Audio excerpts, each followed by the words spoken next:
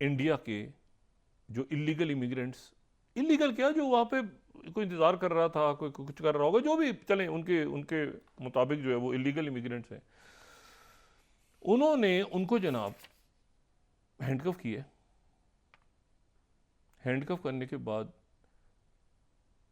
फौजी जहाज़ों में बिठाया, मिलिट्री प्लेन्स में, और 200 या 205 इंडियन इलीगल इमिग्रेंट्स को लेके पहला मिलिट्री प्लेन कुछ देर के बाद इंडिया लैंड करेगा। अच्छा, मैं तो इसको मेरे तो नहीं समझ में आया, क्योंकि मैंने फिर बात की कुछ लोगों से।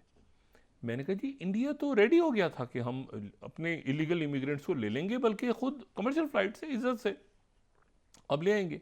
अब देखें ना, कितने सारे मुल्क हैं, वहाँ से गैर कानूनी पाकिस्तानी जो हैं वो पकड़े जाते हैं, तो वो डिपोर्ट हो जाते हैं, तो कमर्शियल जहाज़ों में आ जाते हैं। अब हम भी ये तवक्को करते हैं कि अमेरिका में अगर इलीगल होगा तो वो भी जहाज़ में बिठा देंगे, और पाकिस्तान की एम्बेसी कहेगी कि भाई हम भेज देते हैं वापस। ऐसे ये जो फौजी जहाज़ों वाला काम हुआ है, ये वो कोलंबिया में हुआ था, ये इंडिया में हुआ है। अच्छा, कोलंबिया के तो प्रेसिडेंट ने कह दिया था ना कि हम यहाँ नहीं उतरने देंगे। इन्होंने कहा था उतरो, उतारो ये जहाज़, उसके बाद वो मान गए थे। लेकिन अब इंडिया की पोजीशन, इंडिया में और कोलंबिया में बड़ा फ़र्क है, बहुत फ़र्क है।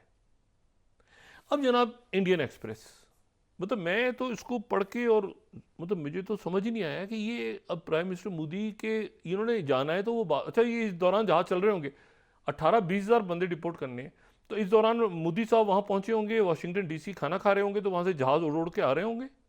ये कैसे? Indian express 34th। अच्छा, अब इसको जितना देखें, यहाँ से हमारे कभी उनके हमारे मछेरे उधर चले जाते हैं, उनके मछेरे इधर आ जाते हैं, कभी कोई कैदी होते हैं, कोई लोग आ जाते हैं, तो ऐसे इस तरह नहीं होता। अब Indian migrant sent back from US, why Trump is using expensive military planes for deportation. अच्छा जी, Hindu 35th, US deports migrants to Indian military plane. ओ भाई, मिलिट्री प्लेन?